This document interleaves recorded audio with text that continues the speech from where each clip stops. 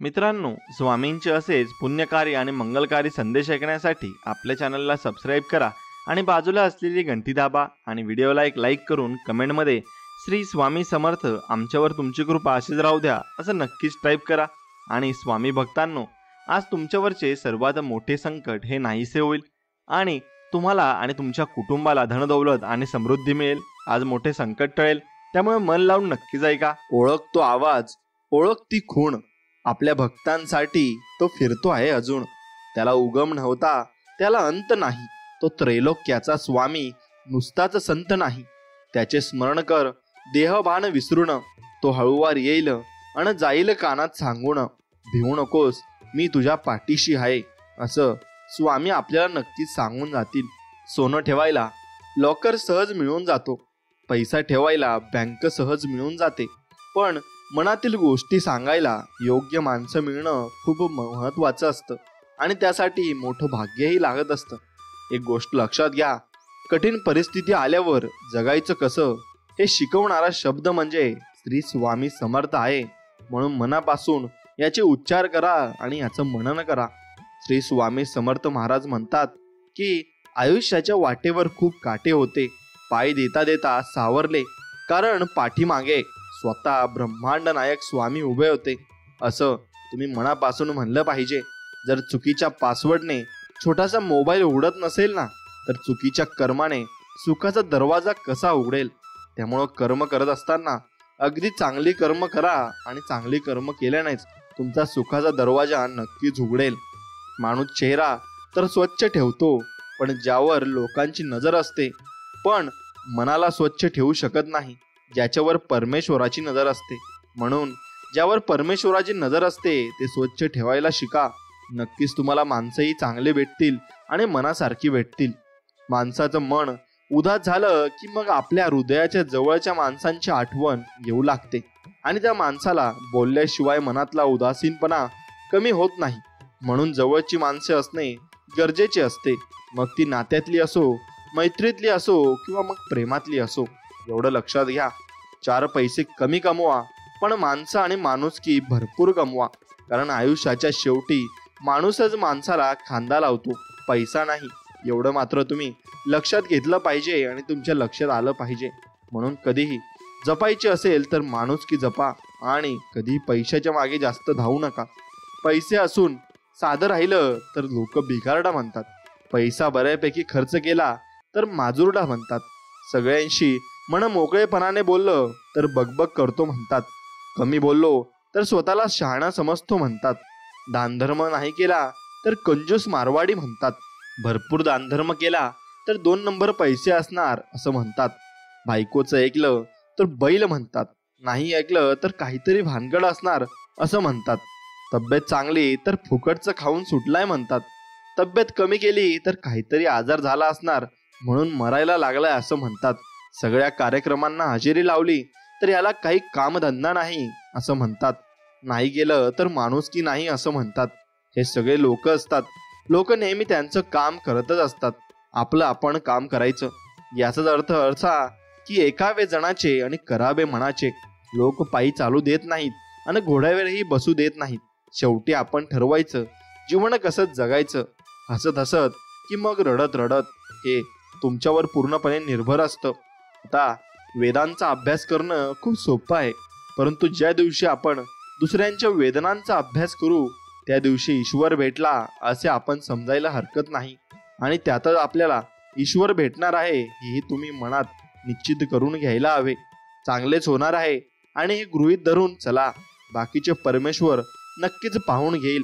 हा विश्वास मनात असला की येणारा प्रत्येक क्षण आत्मविश्वासाचा असेल आणि नक्कीच तुमचा आत्मविश्वास वाढत जाईल आणि तुम्हाला कशाची पर्वा करायची गरज नसणार आहे। प्रतीक्षा त्याच व्यक्तीची करायची जो भावनांना न छळता तुमच्या हृदयाला स्पर्श करेल, एवढं लक्षात घ्या। म्हणून त्या व्यक्तीची प्रतीक्षा तुम्ही नक्कीच केली पाहिजे। कधीही शोधण्याचा प्रयत्न करू नका की देव आहे की नाही, हे शोधण्याचा प्रयत्न तुम्ही नक्कीच केला पाहिजे की या जगात माणुसकी शिल्लक आहे की नाही आणि आपण माणूस जपत आहोत की नाही। मग तुम्ही माणसात याल आणि तुम्हाला सर्व माणसांमध्ये देव दिसायला लागेल आणि मग तुम्हाला असं वाटेल की पहिले मला देव दिसत नव्हता, पण आता प्रत्येक कणाकणात मला देव दिसायला लागलाय. कितीही धन कमवा, पण ते सांभाळण्याजोगे तण आणि दान करण्याजोगे मन नसेल तर तो निर्धनच समजावा, हे एवढे लक्षात घ्या. म्हणून तेवढेच तुमचे जेवढे असं तुम्ही धन कमवाल त्यापैकी 5% तरी तुम्ही दानधर्म नक्कीच केला पाहिजे. संकट तुमच्यातली शक्ती व जिद्द पाहण्यासाठी येत असतात, म्हणून संकटांना घाबरून चालणार नाही. नक्कीच तुम्ही संकटांना तोंड दिलं पाहिजे आणि नक्कीच तुम्ही विजय मिळवला पाहिजे. वेळ निघून गेल्यावर सुचलेला विचार आणि पीक जळून गेल्यावर पडलेला पाऊस याची किंमत सारखीच असते. डोळे बंद केले म्हणून संकट काही जात नाही, एवढे लक्षात घ्या. आणि संकट आल्याशिवाय डोळे काही उघडत नाही. राग आल्यावर थोडं थांबलं ना आणि चूक झाल्यास थोडं नमलं ना तर आपलं जीवन सुखमय होऊ शकतं आणि नक्कीच आपल्याला चांगला मार्गही भेटू शकतो. आणि स्वामी नेहमी आपल्याला चांगला मार्ग दाखवण्यासाठीच तिथे बसलेले आहेत आणि ते आपल्याला नक्कीच चांगल्या मार्गाला सुद्धा लावतात. म्हणून स्वामींवरचा विश्वास अजिबात डगमगू देऊ नका आणि विश्वास पूर्ण ठेवा. खरं सांगायचं झालं ना तर माणूस तोंडाने एका सेकंदात माफ करून टाकतो, पण हृदयातून माफ करायला काल संपतो, वेळ संपतो आणि वयही संपते तरी जमत नाही. त्यामुळे माफी मागावी लागेल अशी चूक अजिबात करू नका, कारण सॉरी बोलल्याने सगळ्या चुका माफ होत नसतात. एवढं तुम्ही नक्कीच लक्षात ठेवलं पाहिजे आणि मनात धरून ठेवलं पाहिजे. ज्याने जोडण्यासाठी कष्ट केलेत ना तो तोडताना 10 वेळा विचार करतो. आयतं मिळालं की माणूस एका झटक्यात तोडतो, मग ती झाडे असोत किंवा नाती. म्हणून कुणाला किती तुम्ही इम्पॉर्टंट द्यायचा हे तुम्ही स्वतःला ठरवायचं आहे आणि त्यानुसारच तुम्ही माणसांसोबत बोलायचं आहे. नाहीतर तुमचा फायदा घेणारे या जगात भरपूर माणसं आहेत. घरात सोफा सेट असो, डिनर सेट असो किंवा TV सेट असो की मेकअप सेट असो, परंतु जर एक लक्षात ठेवा, तुमचा माइंडसेट नसेल ना तर आपण कुठेही सेट होऊ शकत नाही. म्हणूनच सदैव प्रसन्न राहा आणि चांगल्या वृत्तीने जीवन जगा आणि नक्कीच देवावर विश्वास ठेवा आणि देवधर्माची कर्म पूर्णपणे पार पाडा. लोक काय म्हणतील हा विचार करत बसणाऱ्या प्रत्येकासाठी मी काहीतरी सांगू इच्छितोय. एखादी कथा सुखाची असो दुःखाची असो, समाज ती काही काळ चघळतोच, पण तेही किती काळ. मग च्युइंगमवरचं साखरेचं आवरण संपेपर्यंत जिभेला रबर लागलं की समाजाचा इंटरेस्ट संपतो. तेवढी कळ सोसायचा आणि रबरचा चिवटपणा आपल्या जवळ हवा आणि खऱ्या प्रॉब्लेमला हात घालण्याचा क्षण आला की मग समाज मागं सरकतो. म्हणूनच औषधाच्या गोळीवरचा कागद जसा आपण फेकून देतो तसा समाज दूर लोटला आला पाहिजे आणि आतली गोळी कडू असो वा चविष्ट ती आपल्यालाच पचवावी लागते. सामर्थ्य मिळवायचंय ते आपल्या हळूवार मनाला बळकट करण्यासाठी. एवढंच फक्त तुम्ही लक्षात ठेवायचंय आणि मनापासून तुम्ही त्यात जिंकायचंय. माणसाने जास्त उड्या मारू नयेत. श्रीरामांना रात्री राज्य भेटणार होते, पण सकाळी वनवास भेटला तर देव होते. आपण तर माणसं आहोत. मग आपण समजून घेतले पाहिजे की आपल्यासोबत कधीही काहीही घडू शकते. त्यामुळे कधीही गर्व आणि अहंकार केला नाही पाहिजे आणि निमुटाने आपण जीवन जगले पाहिजे आणि चांगले जीवन अजून कसे होईल याकडे आपण लक्ष केंद्रित केले पाहिजे. खरं तर खरं दाखवण्याचा आणि खोटं लपवण्याचा प्रयत्न करू अजिबात नका. वेळ दोघांनाही जगासमोर आणते एवढं मात्र निश्चित आहे. नाटक सुरू होण्या अगोदर आणि संपल्यानंतरच टाळ्या वाजवणं खूप प्रेम आणि प्रतिसाद दिला जातो. माणसांच्या बाबतीतही अगदी तसंच होत असतं. जन्मा अगोदर प्रेम आणि मृत्यूनंतर भरभरून प्रतिसाद दिला जातो. म्हणून खरं तर मधल्या काळातच त्यांना जास्त गरज असते. म्हणून एक गोष्ट लक्षात ठेवा, माणुसकी जपायला शिका आणि माणसंही जपायला शिका. म्हणून जेवढी जास्त तुम्ही माणसं जपली तेवढे जास्त तुम्हाला माणसं ही कामात येत असतात. फक्त ती ओळखून ते चांगले आहेत की नाही हे पारखूनच तुम्ही ते जपायला शिका. खूप स्वप्न तुटतात, जे व्हायचंय ते होत नसतं. साऱ्या अपेक्षा इच्छा मातीमोल होतात. जे ठरवलं होतं ते काहीच होत नाही. साऱ्या गोष्टी मनाविरुद्ध घडायला लागतात आणि अवघड आणि आवड निवड हा पर्याय उरत नाही. अशा परिस्थितीत बहुतांश लोक डिप्रेस होतात आणि नकारात्मक विचारांच्या विळख्यात सापडतात. मात्र काही लोक असतात जे नेहमी होप ठेवतात. त्यांना नेहमी वाटत असतं की नक्की पुढे काहीतरी चांगलं होईल, वाईट वेळ निघून जाईल, सर्व स्वप्न इच्छा अपेक्षा पूर्ण होतील. आणि असं घडतं. वाईट वेळ निघून जातो आणि थोडी वाईट वेळ पाहिली की सर्व सुख जुळीत येऊन पडतात. अपेक्षापेक्षा जास्त भेटतं आणि निराश न होता थोडे प्रयत्न करत राहिलं की साऱ्या गोष्टी व्यवस्थित होतात. काही मनाविरुद्ध दिवस सोसले की मनासारखे दिवस आपोआप नक्कीच आपल्याला येत असतात आणि ते येतीलही. एवढं मात्र निश्चित आहे, आयुष्य हे एकदाच आहे. मीपणा नको, सर्वांशी प्रेमाने राहायला हवे. सोनं वितळते की दागिने बनतात, माती नरम झाली की शेती बनते, पीठ नरम झाले की पोळी बनते. अगदी अशाच प्रकारे माणूस नम्र झाला ना की लोकांच्या हृदयात त्याची जागा आपोआप बनत असते. म्हणून नम्र व्हायला शिका. जेवढे जास्त तुम्ही नम्र व्हाल तेवढे जास्त माणसं तुम्ही जोडू शकाल आणि माणसांच्या मनामध्ये चांगलं तुम्ही घर नक्कीच करू शकाल. ज्या माणसांच्या गरजा कमीत कमी असतात ते नेहमी समाधानातच असतात. आपल्याला जे मिळणार आहे ते मिळाल्याशिवाय राहणार नाही आणि ते न मागता मिळणार आहे. आणि जे कधीच मिळणार नाही ते जंग जंग पछाडलं तरी मिळणार नाही. निसर्ग आणि नियती देण्यासाठी आतुर आहे. तुमच्यात आणि नियतीच्या मध्ये जर काही अडथळा येत असेल तर तो अडथळा म्हणजे तुमचे पसरलेले हात आणि मागण्या. एवढं लक्षात घ्या. इतकं प्रामाणिक आयुष्य जगावं की स्वतः देवाने आपल्या प्रेमात पडलं पाहिजे. आणि एखाद्या गोष्टीची कल्पना जरी आपण आपल्या मनात केली ना तरी ती गोष्ट अलगद देवाने आपल्या ओंजळीत टाकली पाहिजे. एवढं निर्मळ मनाने आणि सात्विक मनाने आपण देवाची भक्ती केली पाहिजे. आणि देवाची भक्ती करत असताना मनात आपला कसलाही कंचक नको किंवा कसलाही विचार नको. फक्त निर्मळ मन हवं आणि प्रेम हवं. जसं लहान मूल अगदी प्रेमाने आणि एकचित्ताने खेळत असतं तसंच आपण भक्ती केली पाहिजे. मित्रांनो, सगळ्यांना एक दिवस या पृथ्वी तलावरून जायचं आहे. म्हणून कशाचाही तुम्ही गर्व करू नका. मृत्यू, या मृत्यूविषयी मी 2 शब्द आपल्याला सांगतो. आयुष्यात 2 मिनिटे सुद्धा कोणी माझ्याजवळ बसलं नव्हतं. आज सगळे माझ्याजवळ बसले होते. कोणी एक गिफ्ट सुद्धा मला कधी दिले नव्हते. आज फुलांवर फुले मिळत होती. एक साधा रुमाल सुद्धा कोणी मला दिला नव्हता. आज पांढरी शुभ्र कापडे एकावर एक मला दिली जात होती. 2 पावलं कधी कोणी माझ्या बरोबर चालायला तयार नव्हते. आज पूर्ण समाज माझ्या बरोबर चालत होता. आज मला कळाले मृत्यू किती सुंदर आहे ते आणि मी उगाचच जगत होतो. म्हणून एक लक्षात घ्या, संकट काळी प्रत्येकाच्या संकटात उभे राहा आणि कधी तुम्ही माघार घेऊ नका.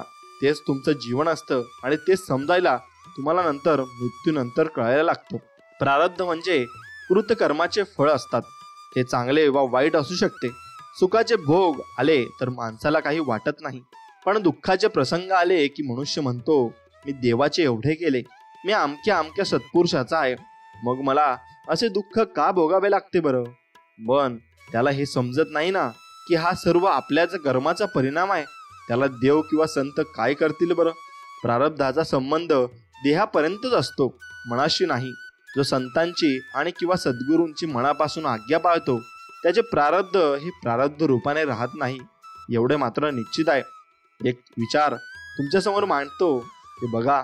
दुसऱ्यांच्या ताटातलं हिसकावून खाण्यात एखाद्याला आपली शान वाटते तर कुणाला आपल्या ताटातलं दुसऱ्याच्या तोंडात भरवण्यात समाधान वाटत असतं. म्हणून हा फक्त आपल्या संस्काराचा फरक असतो. हा खेळ संस्कार, समज आणि मानसिकतेचाच आहे. परंतु एक गोष्ट मात्र पक्की आहे की दुसऱ्याचे हिसकावून खाणाऱ्याचं पोट कधीच भरत नाही आणि वाटून खाणारा कधी उपाशी राहत नाही. एवढं मात्र निश्चित आहे. माणसाच्या आयुष्यातील सर्वात दुःखाचा क्षण म्हणजे जिथे आपली काही चूक नसताना किंवा काही संबंध नसताना आपल्याला चुकीचं ठरवलं जातं आणि आपल्याला वेगळी वागणूक दिली जात असते. ते दुःख माणूस कधीही सहन करू शकत नाही. एवढं मात्र निश्चित आहे. स्वभावाला औषध असतं पण ते रोज घ्यायचं असतं. अधीरातला सोडून थोडं धीरानं घ्यायचं असतं. संतापातला ताप सोडून मनातलं संत करायचं असतं.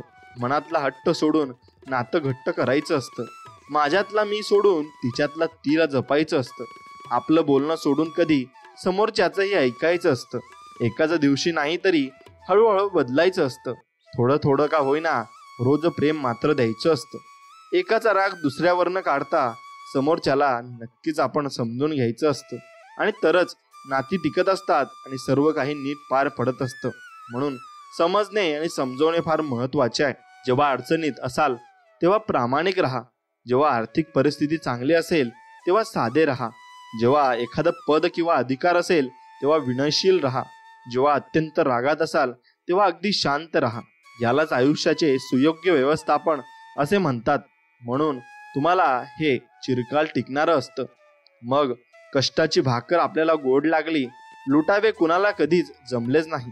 चेहरा आरशासारखा स्वच्छ होता, मुखोटा लावणे जमलेच नाही.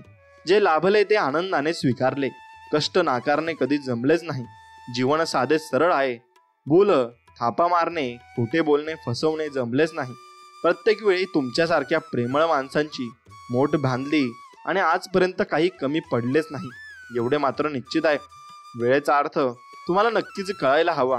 आयुष्याचा अर्थ प्रत्येकासाठी वेगवेगळा असतो. ज्ञानी माणसांसाठी आयुष्य म्हणजे एक स्वप्न असतं. मूर्ख माणसांसाठी आयुष्य म्हणजे जुगार असतो. श्रीमंत माणसांसाठी विनोद, तर गरिबासाठी आयुष्य म्हणजे एक शोकांतिका असते. परंतु यापैकी कोणीही असो, त्यांनी कोणत्याही भावनेच्या अतिरेकात आयुष्यात वेळेचा अपयोग केला तर मग त्यांच्या आयुष्याच्या अर्थाची अदलाबदल व्हायला वेळ लागत नाही. कारण आयुष्याचं घड्याळ काळाच्या रेतीच्या वाळूने भरलेलं असतं आणि वेळेची किंमत नाही केली की मग तुम्ही कोणी का असेना, आयुष्याचे अर्थ सगळ्यांसाठीच बदलतात आणि ते वेगवेगळे होत असतात. म्हणून तुम्ही निश्चितपणे जगायला हवं आणि आयुष्याचं गणित आणि वेळेचा सदुपयोग करून तुम्ही जीवन नक्कीच जगलं पाहिजे. माणूस म्हणून जगणं यात वेगळं काय असतं हो? माणुसकीचं जीणं, सगळ्यांच्याच दुःखात थोडं सामील होणं, प्रत्येकाच्याच आनंदात आनंदाने सहभागी होणं, इतरांच्या विचारांशी आपले विचार जुळवणं, परोपकाराच्या कृतीतून जीवन सार्थ करणं, अहंकाराच्या पुढ्यात नम्रतेनं मात करणं, तत्व माझी माझी न करता पंचतत्वांना आठवणं. किती जगलास राजा तरी सोपं नाही देहाला कृत्यार्थ करणं. खूप जन्मानंतर असतं हा देह प्राप्त होणं आणि देह गणपतीचं तो मातीचा, त्याचं अटळ आहे विसर्जन होणं. या जगात देव बनणं सोपं पण कठीण आहे माणूस होणं, एवढं मात्र निश्चित आहे. म्हणून तुमच्या मनामध्ये नेहमी माणुसकी तुम्ही जपून ठेवली पाहिजे आणि जेवढी जास्त तुम्ही माणुसकी जपून ठेवाल तेवढे जास्त तुम्हाला या प्रकृतीमधून फळे मिळत जातील आणि सर्व काही तुम्हाला प्राप्त होत जाईल. म्हणून माणुसकी जेवढी जास्त जपली तेवढे जास्त तुम्ही माणूस जोडाल आणि सर्व काही तुम्हाला चांगलं आणि नीट दिसू लागेल आणि प्रकृती तुम्हाला अगदी चांगली दिसू लागेल.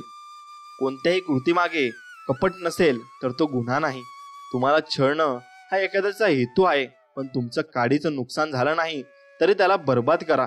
आणि तुमचं भरून न येणारं आयुष्यातून उठणारं एखादं कृत्य दुसऱ्या माणसांकडून झालं, पण तसं व्हावं हा त्याचा हेतू नव्हता, उद्दिष्ट नव्हतं, याची खात्री पटली तर त्याला नक्कीच तुम्ही क्षमा केली पाहिजे आणि आयुष्यात तुम्ही क्षमा करायला शिकलं पाहिजे. प्रत्येक छोट्या मोठ्या अवदासींना मागे एक सुप्त अहंकार असतो आणि जोपर्यंत हा असा अहंकाराचा जागता पहारा आहे तोपर्यंत कुणाच्याही आशीर्वादाने कोणती शांती मिळणार सांगा बरं? आणि औद्देश्यानं कमी कसं होणार? अहंकाराने मन काठोकाठ भरलेलं असेल तर आशीर्वादाने आत उतरायचं कसं? भांड रिकामं हवं तरच तो भरता येईल.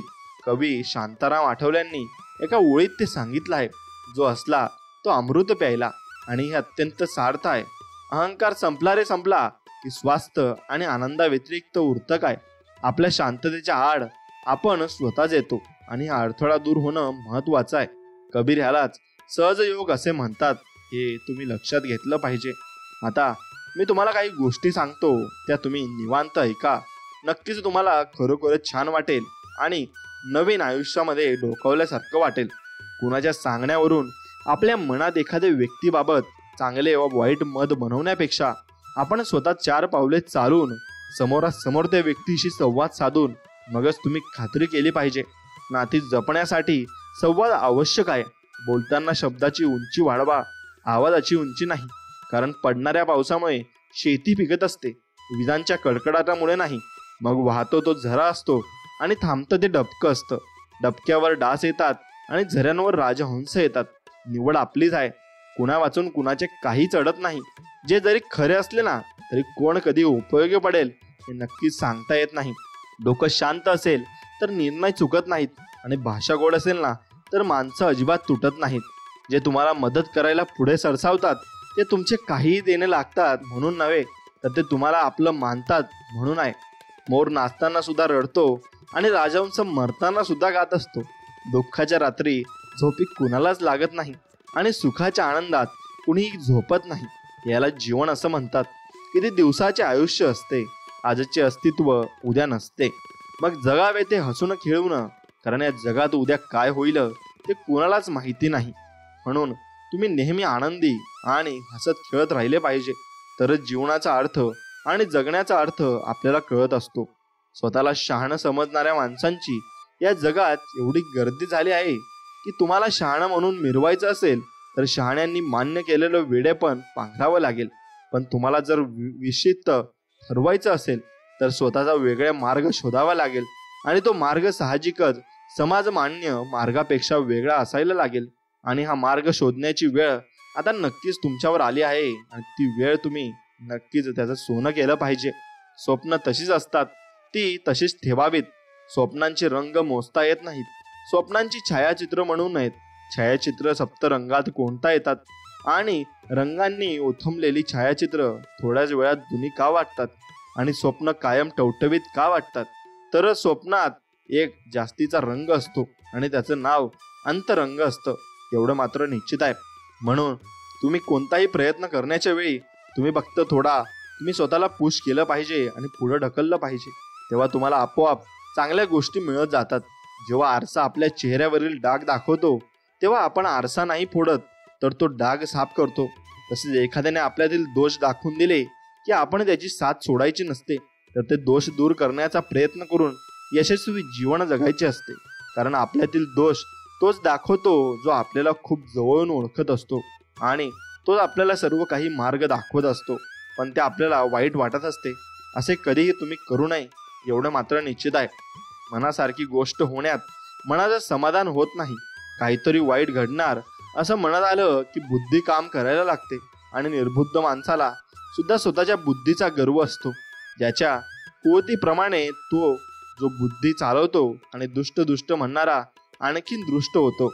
लबाड माणूस जास्त लबाडाचं कारस्थान रचायला लागतो, तर सरळ स्वभावाची माणसं जास्त प्रखर, अधिक स्पष्ट वक्ती, अधिक परखड नक्कीच म्हणत असतात.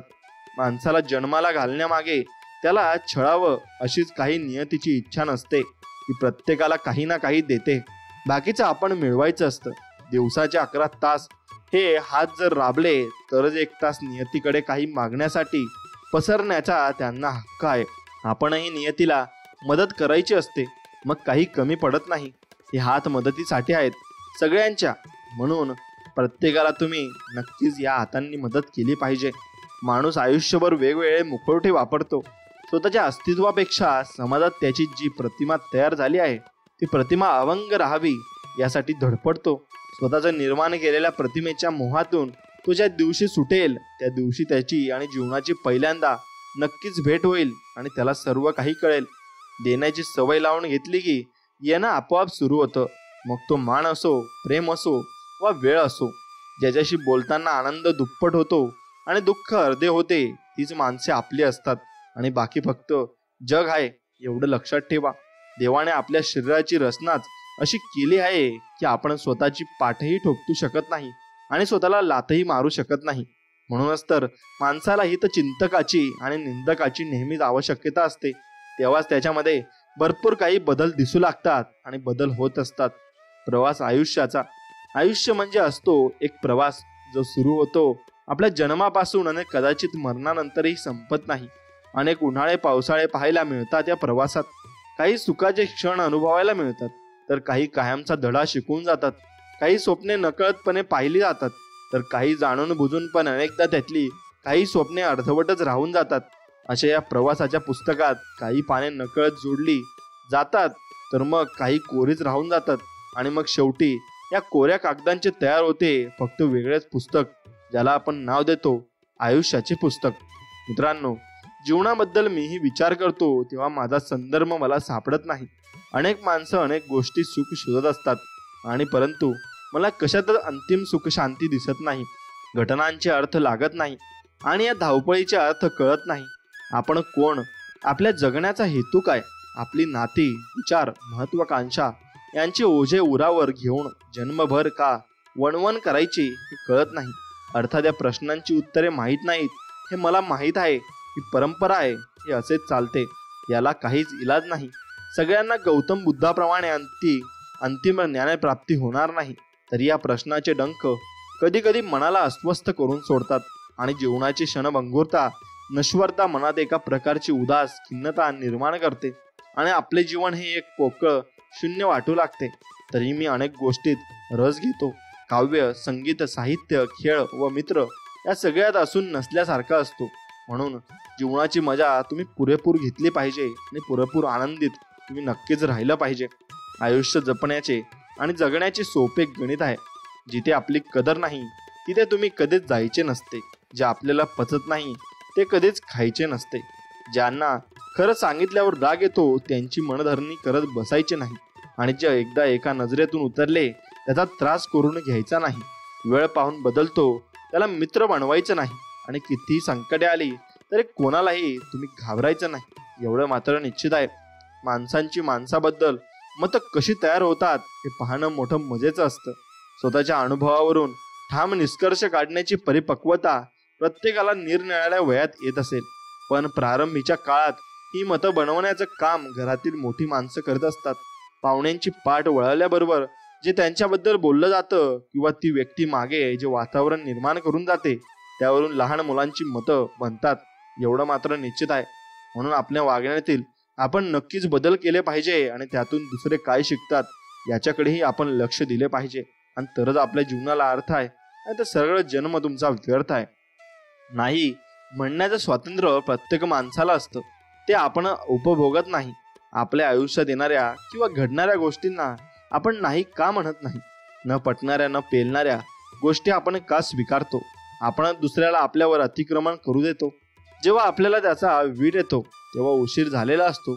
आणि जेव्हा आपल्याला त्याची चटक लागते तेव्हा इतरांचा इंटरेस्ट आपल्यातून मग संपलेला असतो. समजून घ्या या गोष्टी. कोणताही डॉक्टर तुम्हाला आरोग्यदायी नाही बनवू शकत. कोणताही फिटनेस ट्रेनर तुम्हाला तंदुरुस्त नाही बनवू शकत. कोणताही शिक्षक तुम्हाला इंटेलिजंट नाही बनवू शकत. कोणताही गुरु तुम्हाला यशस्वी नाही बनवू शकत. कोणताही श्रीमंत व्यक्ती तुम्हाला श्रीमंत नाही बनवू शकत. सर्वजण तुम्हाला सल्ला देऊ शकतात पण मेहनत तर तुम्हाला स्वतःलाच घ्यावी लागेल. एवढं मात्र निश्चित आहे आणि हे तुम्ही लक्षात घेऊन चाललं पाहिजे. रागाने गेलेली व्यक्ती परत येऊ शकते पण शांतपणे निघून गेलेली व्यक्ती पुन्हा परत कधीच येत नाही. म्हणून कोणाला इतका पण त्रास तुम्ही देऊ नका की ती व्यक्ती शांतपणे कायमची निघून जाईल आणि आपण फक्त बघत राहू. स्वतःचा चेहरा ओळखण्यासाठीही आरशाची मदत घ्यावी लागते. आरशा इतक्या विश्वासू ट्रस्टी जगात दुसरा कोणी नाही. आपण आरसा व्हायचं, त्यात मनाचं प्रतिबिंब पाहायचं. क्रोध, स्पर्धा, हेवा, मत्सर, प्रेम सगळी रूप पाहायची. आपण आपल्या मनाचं द्रष्टी व्हायचं. अफरातफर करायची नाही. मग खरं तर प्रकट होतं. ऐको, मुलगा, आई, बाप सगळी नाती स्पष्ट होतात. कोणी किती जागा अडवली आहे ते नक्कीच तुम्ही पाहायला हवं. ओठात एक आणि पोटात एक असं कधी वागायचं नसतं. आपण जसे आहोत तसंच बाहेर तुम्हाला दिसायचं असतं. वाईट असलं तरी स्पष्ट मत तुम्ही मांडायचं असतं. दिसायला भारदस्त असणं हे आपल्या हातात नसतं. विचारांनी भारदस्त असणं हेच आपल्या हातात असतं. खरं वागणं, विचारांची परिपक्वता हे चांगल्या व्यक्तिमत्वाचं नक्कीच चांगलं लक्षण आहे. आता चिखलात पाय फसले तर नळाजवळ जावे परंतु नळाला पाहून चिखलात जाऊ नये. एवढं मात्र निश्चित तुम्ही केले पाहिजे. आणि तसेच जीवनातही वाईट परिस्थिती आली तर पैशांचा उपयोग करावा परंतु पैसा बघून वाईट मार्गावर तुम्ही जाऊ नये आणि वाईट मार्गाला तुम्ही काही करू नये. एवढं मात्र निश्चित आहे. नातं सुंदर असण्यापेक्षा पक्क असावं जिथे हक्काने सुख आणि दुःख वाटता यावं. कुणाच्या सांगण्याने तुटणारं नसावं. विश्वासाने भरलेलं असावं. संकट काळी धावून येणारं असावं. आनंदाच्या वेळी जळणारं नसावं. शुभ प्रसंगी शोभा वाढवणारं असावं आणि जीवाला जीव लावणारं असावं. नातं हे असं असावं आणि ते तुम्ही टिकवायला नक्कीच पाहिजे. मैत्रीमध्ये ना खरं ना खोटं असतं. मैत्रीमध्ये ना माझं ना तुझं असतं. कुठल्याही पारड्यात तिला तोल. मैत्रीचं पारडं नेहमीच जडच असतं. मैत्री श्रीमंत किंवा गरीब नसते. मैत्री सुंदर किंवा कुरूप नसते. कुठल्याही क्षणी पहा, मैत्री फक्त मैत्रीच असते. रक्ताच्या नात्याचं मला काही माहीत नाही पण मैत्रीच्या नात्यामध्ये प्राण असतो. म्हणून कदाचित रक्ताची नाती मरतात पण मैत्रीची नाती सदैव टिकून असतात आणि ती शेवटपर्यंत टिकत असतात. तुमच्याबद्दल कोणी वाईट बोलत असेल तर तो आशीर्वाद नक्कीच तुम्ही समजला पाहिजे. तुमची कोणी स्तुती करत असेल तर ती प्रेरणा तुम्ही अगदी मनापासून समजली पाहिजे. तुमच्यावर कोणी खोटे नाटे आरोप करत असेल तर ते तुमच्या सत्तेची ताकद समजली पाहिजे. तुम्हाला कोणी मनापासून साहेब म्हटले तर तुमच्यात इतरांचे भले करण्याची ताकद आहे असे समजले पाहिजे. अकारण कोणी तुमच्या मार्गात आडवे येत असेल तर ते तुमच्या मार्गाची साफसफाई समजली पाहिजे. उगाच तुमच्याशी असलेले नाते कोणी तोडत असेल तर तो तुमच्यातला नम्रतेचा विजय समजला पाहिजे. तुमच्या सद्वर्तनाची कसोटी लागते तेव्हा तुम्ही योग्य मार्गावर आहात असे समजले पाहिजे आणि योग्य मार्गावरच तुम्ही नक्कीच चालले पाहिजे. आणि योग्य मार्गावर चालत असताना तुम्ही स्वामींची भक्ती केली पाहिजे आणि स्वामींचं नामस्मरण नक्कीच केलं पाहिजे. स्वामी भक्तांनो, स्वामींना आपण एकच प्रार्थना करायची आहे. हे समर्था, तुझ्या नामात खूप शक्ती आहे. माझा सर्व विश्वास मी तुझ्या नामात अगदी एकत्र केला आहे. आता सुख आले ना तरी श्री स्वामी समर्थ, आणि मला दुःख आले ना तरी मी म्हणणार श्री स्वामी समर्थ. संकट आले ना तरी मी म्हणणार श्री स्वामी समर्थ. आनंद झाला तरी मी म्हणणार श्री स्वामी समर्थ. हे गुरुराया, बस मला या भावनेवर स्थिर कर. तू माझा गुरु आहेस, तू माझा आई आहेस आणि तू माझा पिता आहेस. मला मार्गदर्शन दे आणि प्रेरणा नक्कीच दे आणि स्वामींचरणी मला थोडी जागा दे. एवढीच प्रार्थना स्वामींकडे करतो की तुमच्या सर्व मनोकामना, तुमच्या मनातील इच्छा या पूर्ण होत आणि स्वामी तुम्हाला सुखी, आनंदी आणि निरोगी ठेवत. ही स्वामींचरणी प्रार्थना. स्वामी कृपा सतत होत नसते. स्वामी कृपेला कधीही विलंब झालेला नसतो. आपण सर्व कृपेच्या स्रोतासोबत अखंड जोडलेलो आहोत आणि ती कृपा आपल्यापर्यंत, आपल्या सभोवताली असलेल्या लोकांच्या माध्यमातून आपल्यापर्यंत सतत पोहोचत असते. आपले प्रामाणिक प्रयत्न आणि कर्म करत असताना आपल्याला मात्र हे भान ठेवायचे आहे की आपले अंतर्मन एकमेकांसोबत जोडलेले आहे आणि हे भान ठेवून प्रत्येकासोबत प्रेमाची, विश्वासाची आणि आनंदाची, शांतीची, कृतज्ञतेची नाते जोडायचे आहे. आणि एवढे तुम्हाला नक्कीच मात्र करायचे आहे. आयुष्यात इतरांच्या यशावर कधीच जळू नका आणि इतरांसारखं बनण्याचा प्रयत्नही कधी करू नका. प्रत्येक जण आपापल्या परीने आपला प्रवास पूर्ण करत असतो. यशाचे निकष प्रत्येकाचे वेगवेगळे ठरत असतात. आपल्या यशाचे निकष निश्चित करा आणि ते साध्य करण्याचे ध्येय नक्कीच तुम्ही मनात ठेवा. आणि आपल्या नजरेत आपण यशस्वी आहोत का याचं प्रश्नाचं उत्तर शोधण्याचा नक्कीच तुम्ही प्रयत्न करा आणि नक्कीच त्या प्रश्नाचं उत्तरही तुम्हाला सापडेल. आणि स्वामी तुमच्या सर्व प्रश्नांची उत्तरे देण्यासाठीच तिथे बसलेले आहेत. स्वामी भक्तांनो, आत्मा स्थिर ठेवायचा असेल ना तर हृदयात परमात्मा असणं फार गरजेचं आहे. त्यामुळं आत्मा स्थिर असतो आणि मन शांत असतं. रस्ता चुकणे चुकीचे नसते, मात्र रस्ता चुकत आहे हे समजून पण त्याच रस्त्याने चालत राहणे चुकीचे आहे. विश्वास ठेवा की श्रम, संयम आणि नियम कधीच धोका देत नसतात, म्हणून यांच्यावर विश्वास ठेवायला शिका. एक शब्द आहे नशीब, याच्याशी लढून बघा आणि हरला नाही तर सांगा. अजून एक शब्द आहे स्वामी, आतुरतेने बोलून बघा आणि मनासारखं नाही झालं तर नक्कीच मला सांगा. स्वामी भक्तांनो, ज्या प्रकारे आभाळातून पडणारं पाणी कुठल्या तरी रस्त्याने समुद्रापर्यंत पोहोचतंच, त्याच प्रकारे निस्वार्थ भावाने केलेली सेवा आणि स्वामींची प्रार्थना कोणत्या ना कोणत्या मार्गाने स्वामींपर्यंत पोहोचत असते आणि स्वामी ते नक्कीच बघत असतात. नामाने शंका व भीती नाहीशी झाली पाहिजे. नामात चूक होतच नाही, त्याचे फळ मिळतच शेवटी. आणि शेवटचे साधायचे असेल तर मग नंतर अंतकाळी नाम साधायचे आणि नक्कीच ते आपल्याला फळ मिळते. कालचे विसरावे, उद्याचा विचार करू नये आणि आज नाम सोडू नये.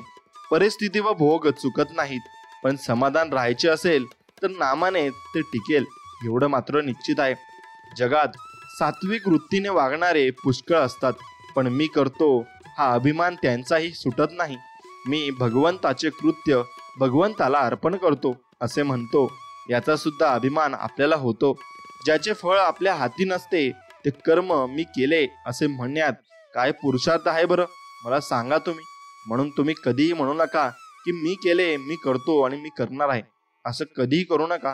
देवाच्या कृपेने होत आहे, देवाच्या कृपेने होणार आहे आणि देवाच्या कृपेने मला सर्व काही मिळणार आहे हे नक्कीच तुम्ही मागा. स्वामी भक्तांनो, चेहऱ्यावरचे तेज हे तुमच्या अंतःकरणातील विचारांवर अवलंबून असते. मनात आत्मविश्वास असला की चेहरा तेजस्वी दिसतो. मनात इतरांविषयी प्रेम असलं की चेहरा सात्विक दिसतो. मनात इतरांविषयी आदर असला की चेहरा नम्र दिसतो. मनातले हे भावच माणसाला सुंदर बनवत असतात आणि अतिसुंदर बनवत असतात. स्वामी महाराजांच्या चरणी सतत प्रार्थना करावी. मी कसाही असलो तरी तुमचा आहे आणि तुम्ही मला अंतर देऊ नका.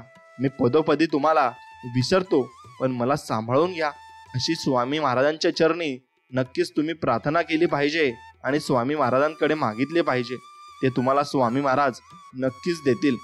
खूप मोठे व्हा, अवघड आणि अवघड जग जिंका, परंतु सावली देणाऱ्या वृक्षाला आणि आधार देणाऱ्या माणसांना कधीच विसरू नका आणि त्यांना पूर्णपणे लक्षात ठेवा आणि त्यांचे उपकार कधी विसरू नका. कायमस्वरूपी एकमेकांशी प्रेमाने राहा. श्री स्वामी सेवा करा. सर्वांशी प्रेमाने राहा. सर्वांची मने जिंका. श्री स्वामी कार्यात मनापासून हातभार लावा. आपल्यामुळे कधीही कुणाचे मन दुखावले जाणार नाही या गोष्टीची जाणीव तुम्ही नक्कीच ठेवली पाहिजे. आपण स्वामींजवळ मागावे की तू वाटेल त्या स्थितीत मला ठेव, पण माझे समाधान भंगू देऊ नकोस. माझा मीपणा काढून टाक. तुझा विसर पडू देऊ नकोस. नामामध्ये प्रेम दे आणि तुझ्या चरणी दृढ श्रद्धा सतत टिकू दे. हे नक्कीच तुम्हाला वाटलं पाहिजे. ज्याचे कोणी नाही त्याला आधार देणारे आपले स्वामी समर्थ आहेत आणि जिथे अंधार आहे तिथे प्रकाश करणारे सुद्धा स्वामी समर्थ आहेत. आणि जो हरलेला आहे त्याला जिंकवणारे स्वामी समर्थ आहेत आणि जो पडणार आहे त्याला उचलणारे स्वामी आहेत. जो अपंग आहे त्याला पळण्याचे बळ देणारे सुद्धा स्वामी आहेत आणि ज्याला दृष्टी नाही त्याला ही सुंदर सृष्टी दाखवणारे स्वामी आहेत. ज्याची नाव बुडणार आहे त्याची नाव किनाऱ्यावर आणणारे स्वामी आहेत. सर्व करता आणि करविता आपले स्वामी आहेत. म्हणून स्वामींवरचा विश्वास कधीही डगमगू देऊ नका आणि कमीही होऊ देऊ नका. काही माणसे श्रीमंतीला सलाम करतात, काही माणसे गरिबीला गुलाम करतात, मात्र जी माणसं माणुसकीला प्रणाम करतात तीच माणसं खऱ्या जीवनाचा सन्मान करत असतात. एवढं मात्र निश्चित खरं आहे. समजा आपल्या घरात विजेचे दिवे आहेत आणि ते बटन दाबल्याबरोबर लागतात, पण जर का त्या विजेच्या उगमाच्याच ठिकाणी बिघाड झाला तर घरातले बटन दाबून दिवे लागणार नाहीत. फार काय, पण घरातील दिव्याची दुरुस्ती करण्याचा प्रयत्न केला तरी मूळ ठिकाणाच्या बिघाडाची दुरुस्ती होईपर्यंत काही उपयोग होत नाही. त्याप्रमाणे आपल्या स्वतःमध्येच सुधारणा झाल्याशिवाय बाहेरून सुख कधी मिळणार नाही आणि ते तुम्ही मिळवू शकणार नाही. हे मात्र तितकंच खरं आहे. मृत्यूनंतर जे जे काढून घेतले जाईल ना तो संस्कार असेल, आणि पण मृत्यूनंतर जे चितेच्या ज्वालासोबत लेपटून येईल ते तुमचे कर्म असतील आणि मीच तुमच्या सोबत असेल असे स्वामी आपल्याला सांगत आहेत. एवढं मात्र तुम्ही नीट लक्षात ठेवलं पाहिजे. तुम्हाला स्वतःला कळत नाही ना, इतके तुमच्या मनात काय आहे ते मला कळते असे स्वामी आपल्याला सांगत आहेत. नामस्मरण करताना बाळा तुम्ही मला पाहत नसाल, पण मी तुम्हाला पाहतो, कारण मी तुमच्या हृदयातच आहे. तुम्ही नाम घेता म्हणून मी तुमच्या मागे पुढे चालतो असे स्वामी आपल्याला सांगत आहेत. म्हणून नामामध्ये भरपूर काही शक्ती आहे आणि ती ओळखून तुम्ही नामस्मरण नक्कीच केले पाहिजे. वेळ कितीही वाईट असू दे, संकट किती मोठं असू दे, अरे भोग आहेत म्हणून भोगायचे असतात, पण आम्ही तुझ्या सोबत आहोत, मग तुझी नुकसान तर नक्कीच होऊ देणार नाही एवढं वचन आम्ही तुम्हाला देतो. समोरचा चुकला तरी तू कधीच चुकू नकोस. भयवतिक गोष्टीच्या जाळ्यात तू अडकू नकोस. उभा आहे मी तुझ्या पाठीशी, तू काळजी करू नकोस. तू बाळ आहेस माझा हेही कधी विसरू नकोस. आणि हे पूर्णपणे लक्षात ठेव. ऐक अनुभव, गैरसमज हे इतके घातक शस्त्र आहे की त्याच्या एका वारात कोणत्याही नात्याचे लाखो हजारो तुकडे झाल्याशिवाय राहत नाही. मग म्हणून आपल्या माणसांना जपा आणि समजून घ्या, कारण काही खास नात्यातच आपलं सुख दडलेलं असतं. म्हणून अशक्यही शक्य स्वामी करतील आणि स्वामींवर विश्वास ठेवा. एवढं मात्र तुम्ही नक्कीच केलं पाहिजे. जीवनात संकटे येतील जातील, पण कष्ट करण्याची तयारी ठेवा. यश तुमच्या पायाशी लोटांगण घालेल आणि हे मिळालेले यश चिरकाल टिकणारे असेल आणि ते यश तुम्हाला मिळवून देणारे आपले स्वामी समर्थ असतील. त्यांच्यावरचा विश्वास कधीच कमी होऊ देऊ नका. ज्याच्यासाठी तुम्ही तयार आहात त्या गोष्टी स्वतःहून तुमच्याकडे येतात. हा निसर्गाचा नियम आहे. म्हणूनच तुम्हाला जे हवे आहे त्याची फक्त तयारी करा. स्वामींचे नामस्मरण करा. एकदा का तुम्ही तयार झालात की त्या गोष्टींना तुमच्या आयुष्यात यावेच लागते आणि यावेच लागणार आहे. एक लक्षात घ्या, काल पण आज पण आणि उद्या पण. जे निरंतर आपल्यामध्ये जिवंत असतं ते असतं बालपण, आणि ते आपण टिकून ठेवलं पाहिजे. आणि लहान मूल जसं निरागसपणे आणि अगदी सोजळवन मनाने आणि अगदी निर्मळ मनाने खेळत असतं आणि इकडे तिकडे बागडत असतं आणि अगदी निर्मळ मनाने कोणत्याही गोष्टी करत असतं, आपल्याला त्याचं भौतिक कौतुक वाटतं. तसंच आपण निर्मळ मनाने आणि लहान बाळाच्या प्रमाणे आपण देवाची भक्ती केली तर ते देवापर्यंत लवकर पोहोचते, कारण आपण ती मनाने करत असतो आणि निस्वार्थ वृत्तीने करत असतो. जेव्हा आपली नखं वाढतात तेव्हा आपण नखं कापतो, बोट नाही. त्याचप्रमाणे जेव्हा गैरसमजातून नाती तुटायची वेळ येते तेव्हा अहंकार तोडा, नाती नाही. एवढं लक्षात ठेवा. मग स्वामी आपल्याला सोबत आहेत. फक्त आपल्याला भिवू नकोस, मी तुझ्या पाठीशीच नाही तर सदैव तुमच्या बरोबर आहे. फक्त आतुरतेने स्वामींना आपल्याला हाक द्यायची आहे.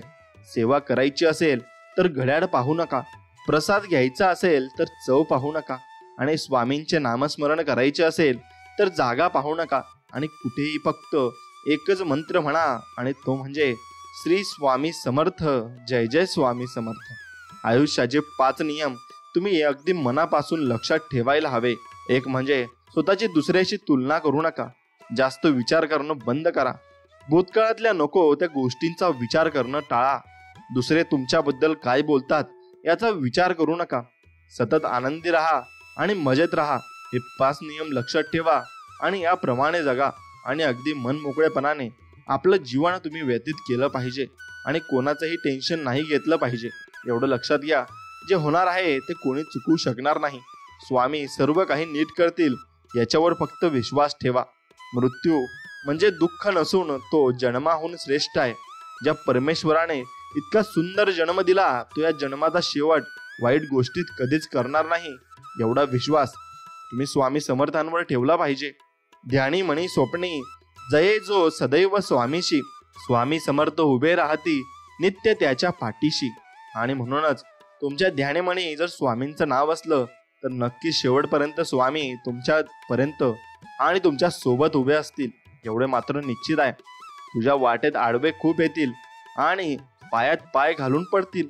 त्यांना घाबरून तुझं उभं राहणं सोडू नकोस. गुरु पाहतायत तुला, नामस्मरण मात्र विसरू नकोस. नक्कीच आम्ही तुमच्या पाठीशी आहोत असं स्वामी वचन देत आहेत. निघून दे मनातले भय, असा दिन उजळू दे. निरागस तुझ्या लेकरांना मायेची साथ मिळू दे. स्वामी भक्तांनो, आयुष्यात दुःख किती असले तरी त्या दुःखातून आनंद शोधता आला पाहिजे. यालाच आयुष्य म्हणतात.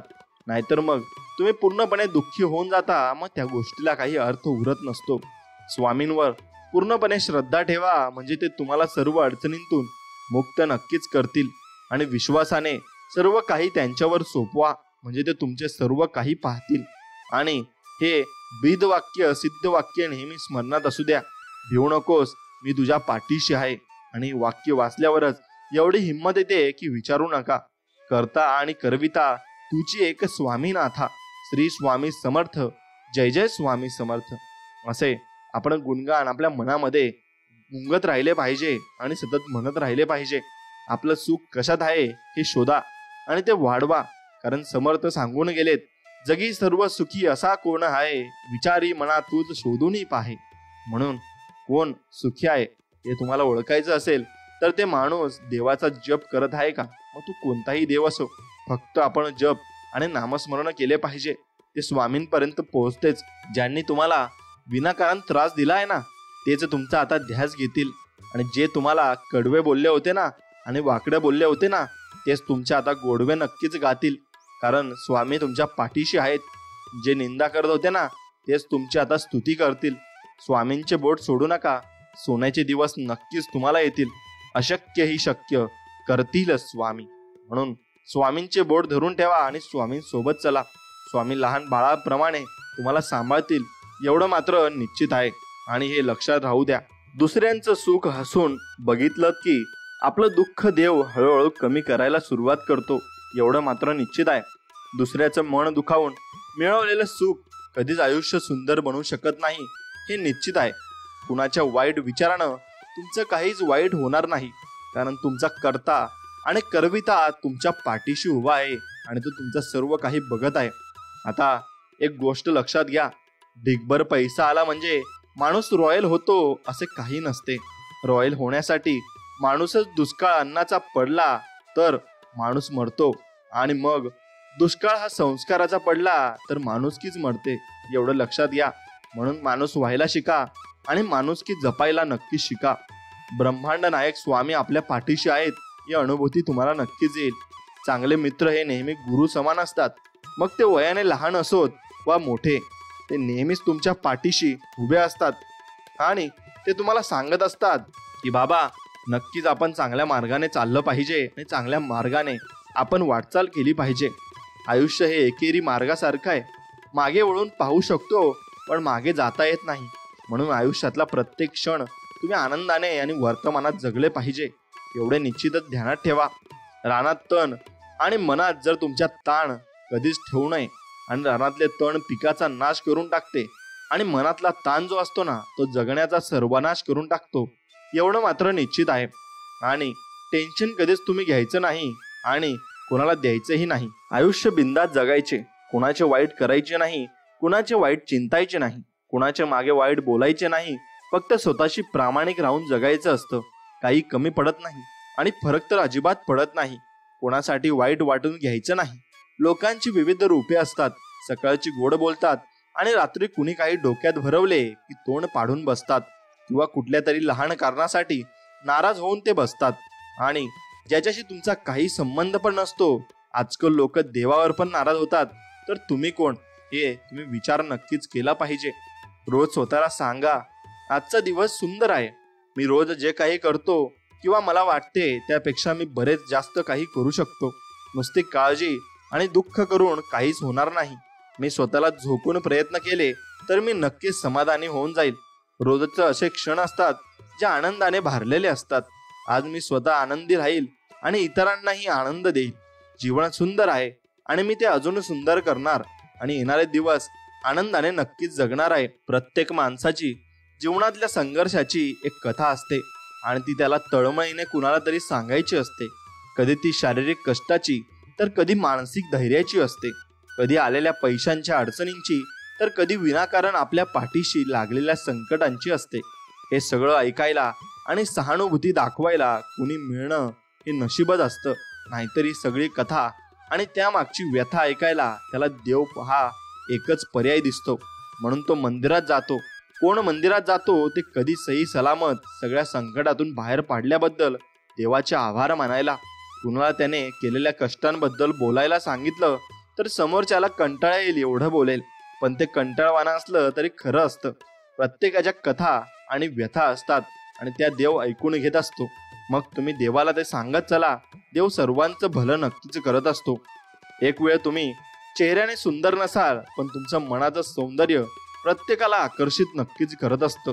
लोक स्वभावाच्या प्रेमात पडले की चेहऱ्याकडे बघण्यात अर्थ नसतो. परंतु तुम्ही दिसायला किती जरी सुंदर असले आणि तुमचे विचार जर कुरूप असले तर तुमचं शारीरिक सौंदर्य ही असून नसल्यासारखं असतं. तुमच्याच रूपाला मोहून तुमच्या सानिध्यात आलेले प्रत्येक व्यक्ती तुमचा स्वभाव बघून तुमच्या दूर निघून जात असतं. आणि त्यामुळे मन सुंदर करण्याचा प्रयत्न करा. कारण शरीराचा सौंदर्याला काळाची सीमा आहे. मनाच्या सौंदर्याची गुणगान तर मृत्यूनंतरही केले जाते. एवढे मात्र निश्चित आहे. हसणं विसरू नका. जगणं खूप सुंदर आहे. सतत सतत रुसू नका. एक फूल उमललं नाही म्हणून रोपाला तोडू नका. सगळं काही मनासारखं होतं असं नाही, पण जेव्हा मनासारखं झालं होतं ते दिवस कधी विसरू नका. सुटतात काही हात नकळत, पण जे हात आहेत सोबत त्यांना कधी सोडू नका. आणि हे वाईट दिवस नक्की सरतील.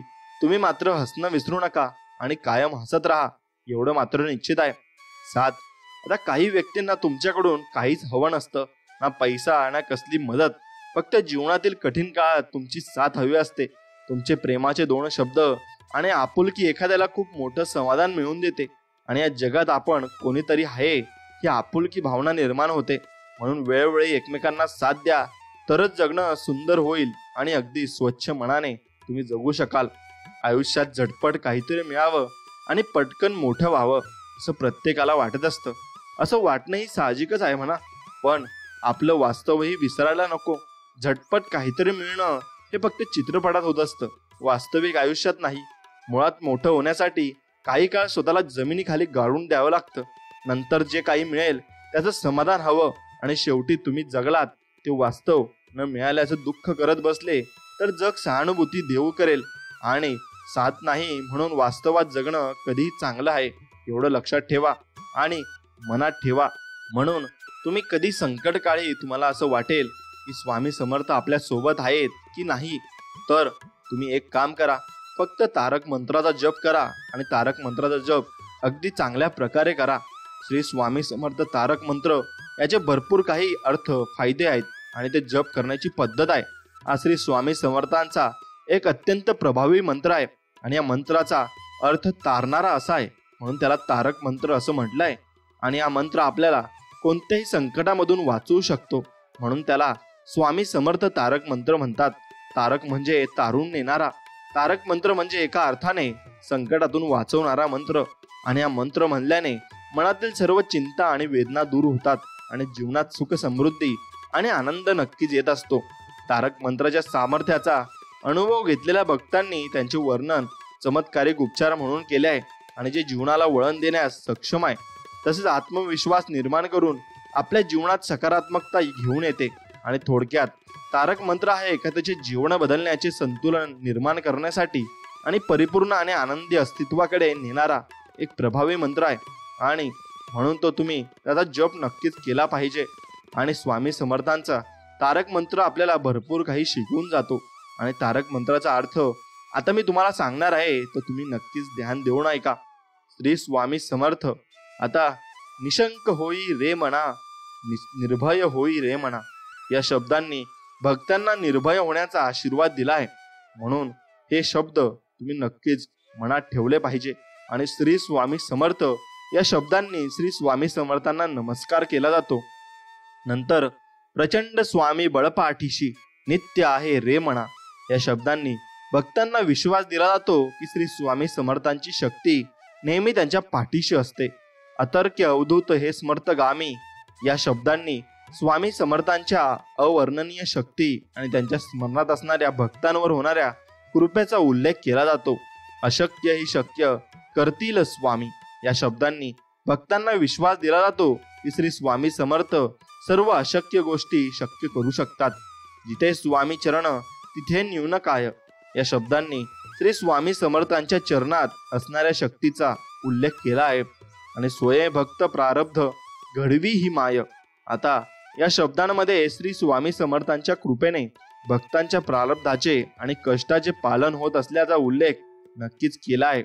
आगे विना काळही नाणे येईन द्याला या शब्दांनी भक्तांना आश्वस्त केले आहे की श्री स्वामी समर्थांच्या आज्ञेविना काळही त्याला हात लावू शकत नाही आणि कोणी त्याचे वाईट करू शकत नाही. परलोकी ही ना भीती तयाला या शब्दांनी भक्तांना आश्वस्त केले आहे की स्वामी समर्थांच्या कृपेने त्यांना परलोकी भीती वाटणार नाही. उगाची भीतोशी भय हे पळू दे या शब्दांनी भक्तांना भय न बाळगण्याचा सल्ला दिलाय. वसे अंतरी ही स्वामी शक्ती कळू दे या शब्दांनी भक्तांना श्री स्वामी समर्थांच्या शक्तीचा अनुभव घेण्याचा सल्ला दिलाय. जगी जन्म मृत्यू असे खेळ ज्याचा या शब्दांनी भक्तांना श्री स्वामी समर्थांच्या शक्तीचे आश्चर्यकारक रूप दाखवले आहे. नको घाबरू तू असे बाळ त्याचा या शब्दांनी भक्तांना श्री स्वामी समर्थांच्या प्रेमळ रूपाची आठवण करून दिली आहे.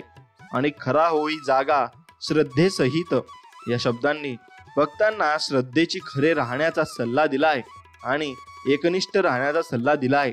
कसा होसी त्याविन तू स्वामी भक्त. आता भक्तांना श्रद्धांशिवाय स्वामी भक्ती शक्य नसल्याचे यात सांगितले आहे. आता आठव किती दिला मी त्यानीच साथ यात भक्तांना श्री स्वामी समर्थांच्या कृपेची आठवण करून दिली आहे. नको डगमगू स्वामी देतील हात. आता या शब्दांमध्ये भक्तांना श्री स्वामी समर्थांच्या कृपेचा आश्वासन दिला आहे. आणि विभूती नमन नाम ध्यानादी तीर्थ या शब्दांनी श्री स्वामी समर्थांच्या भौतिक रूपाचे वर्णन केले आहे. स्वामीच या पंचामृतात या शब्दांनी श्री स्वामी समर्थांच्या शक्तीचे वर्णन केले आहे. आणि हे तीर्थघेय आठ वीरे प्रचिती या शब्दांनी भक्तांना श्री स्वामी समर्थाच्या कृपेचा अनुभव घेण्याचा सल्ला मात्र नक्कीच दिलाय. ना सोडती तया जया स्वामी घेती हाती या शब्दांनी भक्तांना श्री स्वामी समर्थांचा कृपेचा आश्वासन दिलाय. आणि उपसंहार, आता स्वामी समर्थ तारक मंत्र हा एक शक्तिशाली मंत्र आहे जो भक्तांना सर्व प्रकारचा संकट आणि दुःखांच्या विरुद्ध संरक्षण आणि आधार प्रदान करतो. आणि असे मानले जाते म्हणून तुमच्या कोणत्याही संकटकाळी तुम्ही 11 वेळा स्वामी समर्थ तारक मंत्राचा जप करा आणि त्याच्यासमोर एक थोडंसं पाणी ठेवा. आणि ज्याला काही कुठल्या प्रकारचा किंवा आजार झाला असेल किंवा काही प्रॉब्लेम होत असतील तर त्या माणसाला ते प्यायला द्या. नक्कीच त्याचा अनुभव तुम्हाला येईल. श्री स्वामी समर्थांच्या तारक मंत्रांचे लाभ भरपूर आहेत. मनातील भीती नष्ट होते. या मंत्राच्या पहिल्या ओळीमध्येच निशंक हो निर्भय होय मनारे असे म्हटले आहे. म्हणून या मंत्राच्या पठनाने आपल्या मनातील सर्व प्रकारची भीती नष्ट होते आणि आपल्याला श्री स्वामी समर्थ महाराजांच्या शक्तीची जाणीव होते. सर्व कामे पूर्ण होतात. या मंत्रात म्हटले आहे ना, अशक्य ही शक्य करतील स्वामी. त्याप्रमाणेच आपली सर्व चांगली कामे या मंत्राच्या पठनामुळे पूर्णत्वास जातात आणि आपल्या मनोकामना पूर्ण होतात. आयुष्यात कशाचीही कमी भासत नाही. श्री स्वामी समर्थ महाराजांच्या तारक मंत्राच्या पठनाने आपल्याला आयुष्यात कशाची कमी भासत नाही आणि सर्व बाबतीत आपली प्रगती घडून येते. कारण जिथे स्वामींचे पाय आहेत तिथे कशाचीही कमी नसते हे सांगितलेले आहे. मृत्यूचे भय नष्ट होते. तारक मंत्राच्या पठनाने आपल्याला मृत्यूचे अजिबात भय वाटत नाही. तसेच अपमृत्यूपासून आपले रक्षण नक्कीच होते आणि श्री स्वामी समर्थ महाराजांवरील विश्वास वाढतो. या मंत्राच्या नियमित पठणामुळे आपला श्री स्वामी समर्थ महाराजांवरील विश्वास अधिकच दृढ होत जातो आणि यामुळे आपली भक्ती साधनेमध्ये प्रगती होत जाते आणि नक्कीच आपल्याला चांगलं वाटत असतं. संकटातून सुटका होते. प्रभावी अथवा तारक मंत्राचे रोज मनापासून पठण केल्यास आपल्या आयुष्यामध्ये संकटे येत नाहीत आणि जर संकटे आलीच तर त्याचा सामना करण्यासाठी आपल्याला शक्ती नक्कीच मिळत असते. श्री स्वामी समर्थ महाराजांची कृपा होते. या तारक मंत्राचे नियमित पठण करणारा भक्त श्री स्वामी समर्थांच्या महाराजांचा प्रिय होतो आणि त्याच्यावर महाराजांची कृपा होते व महाराज त्याच्या सदैव पाठीशी असतात एवढे मात्र निश्चित आहे. म्हणून तुम्ही नक्कीच स्वामी समर्थ तारक मंत्राचे पठण केले पाहिजे. आता जप करण्याची पद्धत. आता तारक मंत्राचे पठण आपण कसे केले पाहिजे? तारक मंत्राचे पठण दररोज सकाळी उठल्यानंतर आणि रात्री झोपण्यापूर्वी करावे. पठण करताना मन एकाग्र ठेवावे आणि श्री स्वामी समर्थ महाराजांच्या चरणी भाव ठेवावा. तारक मंत्र कधी म्हणावा? तारक मंत्र तुम्ही सकाळी उठल्यानंतर, संध्याकाळी झोपण्यापूर्वी आणि दिवसभरात कोणत्याही वेळी म्हणू शकता. स्वामी कृपेसाठी हा मंत्र जपण्यासाठी सकाळी आणि संध्याकाळी 108 वेळा जपण्याचा सल्ला दिला जातो. तारक मंत्र म्हणायला सुरुवात केल्यानंतर किती दिवसांनी त्याचे फायदे दिसून येतात. तारक मंत्र म्हणायला सुरुवात केल्यानंतर त्याचे फायदे लगेचच दिसून येतात आणि सुरुवात होते. मात्र हे फायदे वेगवेगळ्या लोकांमध्ये वेगवेगळ्या वेळी दिसून येतात आणि काही लोकांना काही दिवसातच त्याचे फायदे दिसून येतात तर काहींना काही महिने किंवा वर्षे लागू शकतात. आणि जितक्या जास्त मनोभावाने तुम्ही स्वामी भक्त कराल तितकेच परिणाम लवकर तुम्हाला दिसून येतील. तारक मंत्र म्हणायला कोणतेही नियम आहेत का? मग तारक मंत्र म्हणायला कोणतेही विशेष नियम नाहीत. मात्र मंत्र जपताना मन एकाग्र असणे आणि मंत्राचा अर्थ समजून घेणे भरपूर महत्वाचे आहे. तारक मंत्र म्हणायला कोणतेही नियम नाहीत म्हणून तुम्ही मोकळेपणाने आणि कधीही आणि कुठेही तारक मंत्र नक्कीच म्हणू शकतात आणि फक्त तो तुम्ही मनापासून म्हणायचा आहे आणि अगदी मनापासून स्वामींची भक्ती करायची आहे. तारक मंत्र म्हणायला कोणतेही नियम नाहीत म्हणून लक्षात घ्या. स्वामी आपल्याला सांगत असतात की तुम्ही नामस्मरण करा, कुठेही करा, कशीही करा, फक्त करायला महत्व आहे. तारक मंत्र जपताना कोणती माळ वापरावी? तारक मंत्र जपण्यासाठी माळ वापरण्याबद्दल नियम नाही. मात्र तुम्ही तुळशीची माळ, कमलगट्टाची माळ व स्फटिकाची माळ इत्यादी माळ वापरणे शुभ मानले जाते. म्हणून एक लक्षात घ्या, तारक मंत्रामध्ये अपार सामर्थ्य आहे जे केवळ शारीरिकच नाही तर मानसिक शांती देखील प्रदान करते आणि असे मानले जाते की स्वामी समर्थांची दैवी ऊर्जा तारक मंत्रामध्ये गुंतलेली आहे आणि जे भक्तीने त्यांचे पठण करतात त्यांना सर्व व्याधीतून बरे स्वामी समर्थ करत असतात. स्वामी समर्थांच्या तारक मंत्राची मंत्र विविध आव्हानांनी एक उपाय असल्याचे सिद्ध झाले आहे आणि ज्यामुळे नैराश्याचा सामना करणाऱ्या किंवा जीवनाची वाट हरवलेल्या व्यक्तींना नक्कीच यातून मार्ग भेटत असतो आणि त्यांना स्वामी मार्ग दाखवत असतात. म्हणून आपले स्वामी सर्व काही शक्य करू शकतात. फक्त स्वामींचे नामस्मरण आपण केले पाहिजे एवढे स्वामींचे म्हणणे असते. आणि स्वामी आपल्याला संबोधत असतात की बाळा, तू माझे नामस्मरण कर, म्हणजे तू मला बोलव, मी नक्कीच धावून येईल. पण तू मला बोलवतच नाहीस, मग मी तुझ्या संकटात कसे धावून येणार आहे, असे स्वामी आपल्याला सांगत आहेत. म्हणून स्वामींना हाक मारणे तेवढंच महत्वाचे आहे. आणि हा संपूर्ण संदेश जर तुम्हाला मनापासून आवडला असेल तर मनापासून आपल्या व्हिडिओला एक लाईक करा आणि कमेंटमध्ये श्री स्वामी समर्थ असं नक्कीच टाईप करा आणि आपल्या चॅनलला सबस्क्राईब करून बाजूला असलेली घंटी नक्कीच दाबा. नक्कीच आपल्या चॅनलला पुढे तुम्ही शेअर देखील करा. चला तर मग भेटूया अशाच एका नवीन आणि गोड संदेश व्हिडिओमध्ये. तोपर्यंत श्री स्वामी समर्थ. जय जय स्वामी समर्थ. धन्यवाद.